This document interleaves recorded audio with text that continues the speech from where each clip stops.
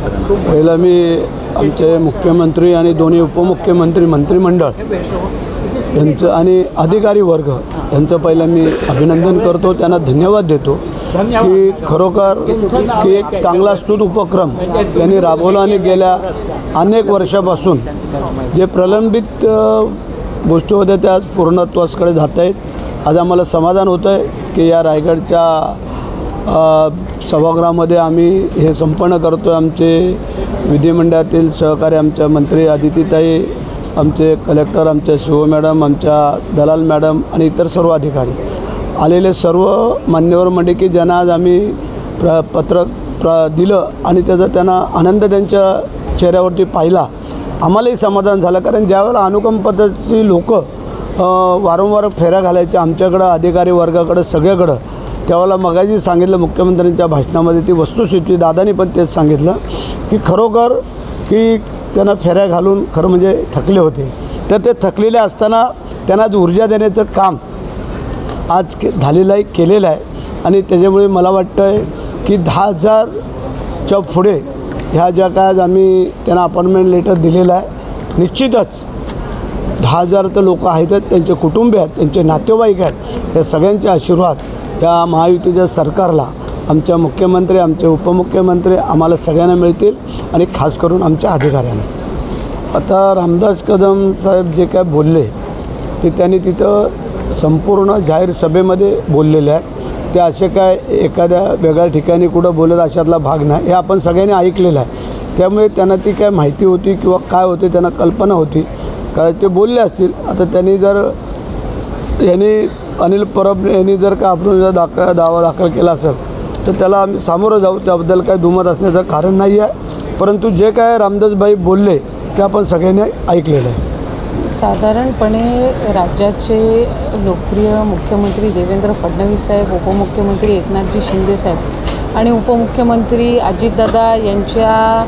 मार्गदर्शनाखाली सन्मान्य मुख्यमंत्री महोदयांनी जो 150 दिवसांचा कार्यक्रम प्रत्येक विभागाला देण्यात आला होता, त्याच्यामध्ये सामान्य प्रशासन विभागाने हा एक उपक्रम हाती घेतला आणि आज हा रोजगार मेळा त्या निमित्ताने आयोजित करण्यात आला।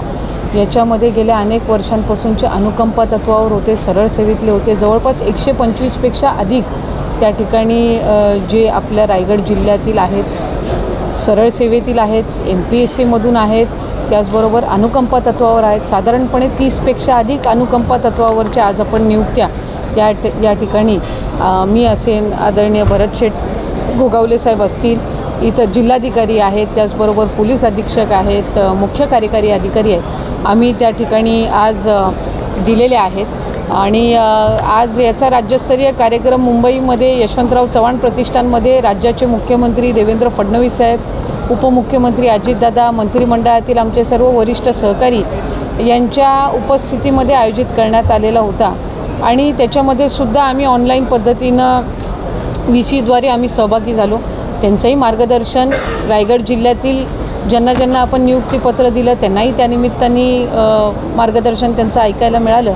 आणि साधारणपणे हा उपक्रम हाती का घेतला गेला याच्यामधले गेल्या अनेक वर्षापासूनच्या सरळ सेवेतल्या, MPSCतल्या अनुकंपा तत्वाच्या काय अडचणी त्यानिमित्ताने होत्या, जेणेकरून ही जी सगळी प्रक्रिया ही प्रलंबित राहत होती किंवा त्याच्यामध्ये अनेक अडचणी येत होत्या, त्या दूर करण्यात आल्या। आणि सरळ सेवेमधल्या नियमांमध्ये सुद्धा गेल्या अनेक वर्षांपासून बदल झालेला नव्हता। अनुकंपा तत्वावरचं तर आपण सर्वच साधारण आम्ही सर्वजण अनुभवत असतो की ज्यांच्या घरातले कर्ता पुरुष हा त्यांनी गमावलेला असतो आणि तो त्यावेळेला तिथं ती किंवा ते त्यावेळेला तिथं नोकरीमध्ये असतात आणि अशा वेळेला गमावलेल्यांचे अनुकंपाचे प्रस्ताव गेल्या अनेक दिवसापासून वर्षांपासून प्रलंबित असतात, ते ह्या उपक्रमाअंतर्गत मार्गी लागले। याचं एक विशेष समाधान हे आम्हाला सगळ्यांनाच नक्कीच आहे। मंत्रिमंडळाच्या बैठकीमध्ये याचं प्रेझेंटेशन आम्हाला विभागाच्या ज्या सचिव आहेत त्या राधा मॅडमनी त्या ठिकाणी दिलं, आम्ही सगळेच त्याच्यामध्ये सहभागी होतो। आणि प्रशासन सक्षम करण्याच्या दृष्टिकोनातून आदरणीय मुख्यमंत्री देवेंद्र फडणवीस साहेबांनी हा उपक्रम 150 दिवसाचा जो हाती घेतला त्याच्यामध्ये रायगड जिल्हा हा उत्तीर्ण झालेला आहे। 100% 100 दिवसाच्या एकंदर कामकाजामध्ये रायगड जिल्ह्याचं काम झालेलं आहे। त्यामध्ये जिल्हाधिकारी जावळे साहेब असतील, त्यांची संपूर्ण जिल्हाधिकाऱ्यांची टीम असेल, त्याचबरोबर प्रशासन असेल, यांनी या उपक्रमामध्ये अतिशय चांगल्या पद्धतीनं काम केलं आणि म्हणून आज जे काही टार्गेट आपल्याला रायगड जिल्ह्याला दिलं होतं ते आपण अचीव करू शकलो. याचाही एक विशेष आनंद आम्हाला सगळ्यांनाच त्या निमित्ताने आहे. ज्यांना ज्यांना आज नियुक्तीपत्र देण्यात आली त्यांच्या पुढील यशस्वी वाटचालीसाठी आम्ही सगळेच जण त्यांना मनापासूनच्या शुभेच्छा या ठिकाणी देतो. आपल्या ग्रामीण भागातील, दुर्गम भागातील, त्याचबरोबर शहरी भागातील प्रशासन अधिक गतिमान करण्याच्या दृष्टिकोनातून या नियुक्त्यासुद्धा अतिशय महत्त्वपूर्ण आहेत. पुढच्या कालावधीमध्ये रायगड जिल्हा प्रशासन हे पोलीस पाटील यांच्यासुद्धा जी काही कोतवालांचीसुद्धा जी भरती प्रक्रिया आहे त्याचीसुद्धा सुरुवात ही केलेली आहे. त्याच्यामुळे अगदी गावातल्या पातळीपासून ते जिल्हा प्रशासनापर्यंत रिक्त जागा ह्या कुठेही राहता कामा नाहीत या दृष्टिकोनातून ही वाटचाल जी सुरू आहे. आज जिला रोजगार मेलावा हुआ, क्या कहेंगे? हम सबको बेहद खुशी है. आज मैं हूँ यहाँ पे, आदरणीय हमारे मंत्रिमंडल के सहकारी भरत शेठ जी भी इस प्रोग्राम में हमारे साथ हैं. आदरणीय देवेंद्र फडणवीस सर हमारे मुख्यमंत्री, उपमुख्यमंत्री आदरणीय एकनाथ जी शिंदे सर, उपमुख्यमंत्री अजीत दादा, इनके मार्गदर्शन में ये जो हमारा सामान्य प्रशासन विभाग है उनकी तरफ से ये उपक्रम आयोजित किया गया था और राज्य के हमारे तकरीबन 10,000 से ज़्यादा जो लोग हैं उनको आज इस रोज़गार मेले में सहभागी और उनको जो अपॉइंटमेंट लेटर है वो दिया गया है. खासकर अनुकंपा के जो पेंडिंग इश्यूज़ थे उसमें तकरीबन 5,000 से ज़्यादा जो हमारे भाई बहन हैं उनको आज ये अपॉइंटमेंट लेटर दिया गया है.